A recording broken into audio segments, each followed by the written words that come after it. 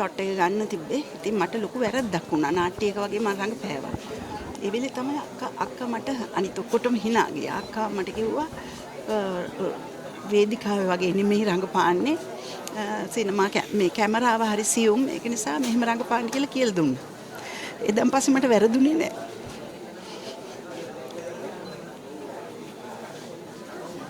මේ හිස් අක්කා තියලා යන හිස් තැන පුරවන්න කාටවත් බෑ. ඒක ලොකු හිස් තැනක්. ලොකු වොයිඩ් එකක්.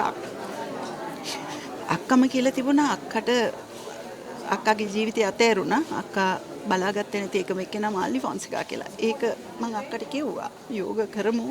මං ගෙදර ඇවිල්ලා උගන්වන්නම් කියලා කිව්වා. හා කිව්වට කවදාවත් කරේ නැහැ. යව බලාගත්තේ නැහැ. කොහොම වුණත් අපි හැමෝම මැරෙනවා. ඉතින් අවසාන වශයෙන් ප්‍රාර්ථනා කරන්නේ අක්කට නිවන දුර නොවේවා කියලා.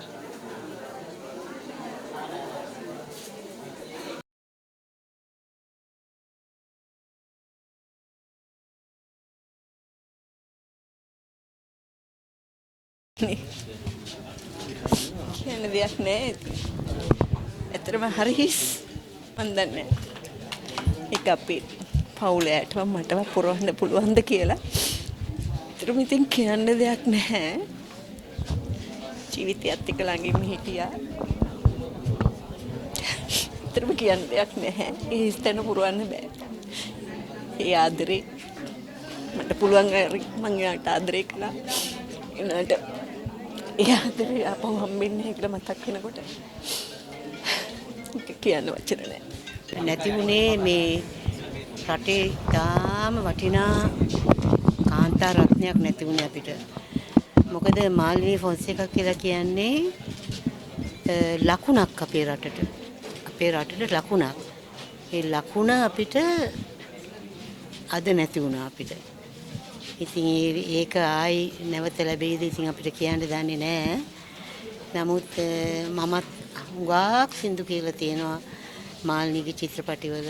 මට ඒවට සම්මානත් ලැබිලා තියෙනවා. මේ වෙලාවේ මට ඒවත් මතක් වෙනවා. ඒ නිසා එතුමියට නිවන් සැපම ප්‍රාර්ථනා කරනවා. ඒ රටේ කරපු සේවයට සහ රටට කරපු ආලෝකයට බොහොම ස්තුතියි. අපේ නැන්දා ජීවිත ගමනට සමුදුන්නා. මහ විශාල ජීවිතයක් ඇය ගෙව්වේ. ඒක අපිට පේනවා ඇය බලන්න එන මේ රසික රසිකාවියන් දකින්නකොට ඇයට ආදරය කරන මිනිසුන් ඇය ගැන දුක් වෙනවා දකින්නකොට. ඉතින් නැන්දගේ දේහය හෙට ජාතික චිත්‍රපට සංස්ථාවේ තරංගනී ශාලාවේ පෙරවරු 10 සිට මහජනතාව වෙනුවෙන් ප්‍රදර්ශනය කරනවා. ඉතින් නැන්ද ආදරය කරන හැමෝටම නැන්ද බලන්න පුළුවන් එතනට ඇවිල්ලා. නිදහස් චතුරාස්‍රයේදී 26 වෙනි සඳුදා සවස අවසන් කටයුතු සිදු කරනවා. ඉතින් ඔබ සැමට ආරාධනා කරනවා.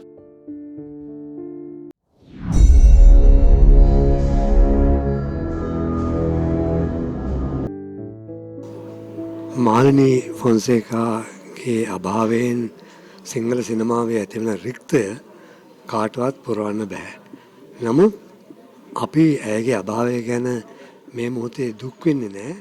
මොකද අවුරුදු 78ක් තුළ ඇය මේ රටට ලබා දෙන්න පුළුවන් උපරිම ආස්වාදය ලබා දුන්නා ඇයගේ රංගන ප්‍රතිභාවෙන්. ඒ වගේම ඇයත් ඇයගේ රංග කලාව වෙනුවෙන් දේශාන්තර වලින් අපේ රටින් ලබන්න පුළුවන් සම්මාන, ගෞරවය, රසික ආදරය හැම දෙයක්ම ලබා ගත්තා.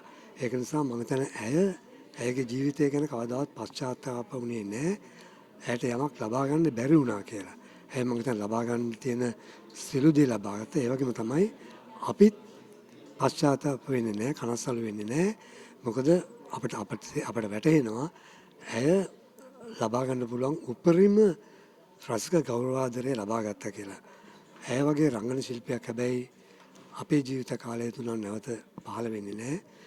මොකද එක පැත්තකින් නිධානය වගේ විශිෂ්ට චිත්‍රපටයක විශිෂ්ට රංග කුසලතාවක් දක්වපු ඇය තව පැත්තකින් කවුද රජා වගේ ඉතාම වාණිජ්‍යම වශයෙන් එහා කෙළවරට ගිය චිත්‍රපටයකත් ඒ හා සමානවම චරිත නිරූපණය කළා. අපිට පුදුම හිතෙන්නේ උදේ නිධානයේ චිත්‍රපටයේ රඟපාලා හැන්දෑවේ කවුද රජා චිත්‍රපටයේ රඟපෑවේ කොහොමද කියලා. නමුත් ඇයට එබඳු චරිත විශාල පරාසයක රීත ගිය දක්ෂතාවක් තිබුණා. ඇය කිසියම් රංග පාසලකින් රංග කලා ඉගෙන ගත්තේ නැහැ. ඉතින් නමුත් ඇය විශාල තක්සලාවකින් රංග කලාව ඉගෙන ගත්තා වගේ තමයි තමන්ගේ ශිල්පීය ප්‍රතිභාව සිනමාවට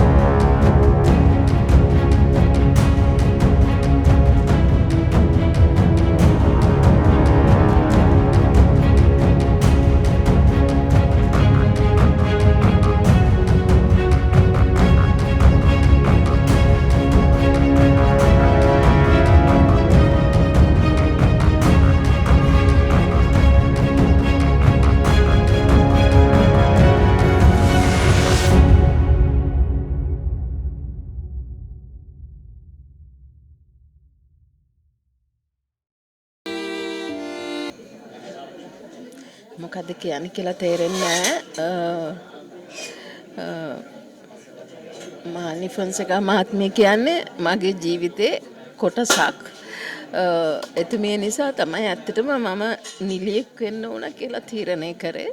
ඒකට හේතුව තමයි මම ඉස්කෝලේ යනකොට පොඩි කාලේ ඉඳලා මගේ ඉස්කෝලේ ළඟ තිබ්බ ෆිල්ම් හෝල් එකේ මම පොඩි කාලේ ඉඳලා දැක්කේ එතුමියගේ කටවුට්ස්, එතුමියගේ ෆොටෝස්. මම බිම තියෙන පොඩි රේල් කෑලි ඇඳගෙන ගිහලා ගෙදර ගිහිල්ලා ලයිට් එකට තියලා බලපු වාර අනන්තයි. ඉතින් මං නිලියෙක් වෙන්න ඕන කියලා තීරණයම කරේ. ඒ ෆොටෝස් දැකලා කටවුට්ස් දැකලා අපි ඉස්කෝලේදී මගේ යාළුවොත් එක්ක එකතු වෙලා එතුමියට අපි ලියුමක් ලිව්වා රසිකාවේ හැටියට. ඒක ඉස්කෝලේට හවුවෙලා මාව ඔෆිස් එකට ගෙනියලා ලොකු ප්‍රශ්නයක් වුණා. නමුත් ඒක මගේ ප්‍රින්සිපල්ට තේරිලා ඒ ලියුම අපිට දුන්නා. අපි ඒක එතුමියට පෝස්ට් කරේ නැහැ. හැබැයි මම ඉස්කෝලේ යන කාලෙම මම නිලියෙක් වෙන්න ඕන කියලා තීරණය කරලා මම ලස්සන මූණු තරඟ කියන එකට ෆොටෝ එකක් දැම්මා. මම මානි ෆොන්සේකා වගේ වෙන්න ආසයි කියලා. මාව ඒකට තේරුණා. ඒ ආපු ගමන තමයි අදටත් මම මේ ඇවිල්ලා තියෙන්නේ. මම දවසක මාතර යනකොට මාන්නියකමට හම්බ වෙනවා. අපි දෙන්න මාතර ගියා. මම අර පොඩි කාලේ ලියපු ලියුම කියලා ළඟ තිබිලා මම එතුමියට දුන්නා. එයා දන්නවා මං එයා නිසා එයාට ආදරයට ආසාවට මම නිලියෙක් වුණා කියන එක. ඉතින් ඇත්තට මං කැමති නෑ කියන්න අපෙන් සදහටම වෙන් වුණා කියලා කියන මං ආස නෑ. අර සම්මාන දකින්නකොට හරි දුකයි. ඉතින් මම කියන්නේ නැවත මගේ රටේම ඉපදේවා. ඉපදෙන්න මගේ ප්‍රාර්ථනාව එයයි. ඇය තමයි අපේ ලංකාවේ නිලි රැජින සහ අපිට පාර කියලා දුන්නේ එතුමිය. ඉතින් එතුමිය අපේ රටේ නැවත ඉපදේවා කියලා මම ප්‍රාර්ථනා කරනවා. මම හරි ආදරේ. මගේ ආදරණීය නැන්දනියගේ දේහය හෙට දින චිත්‍රපට සංස්ථාවට රැගෙන එනවා.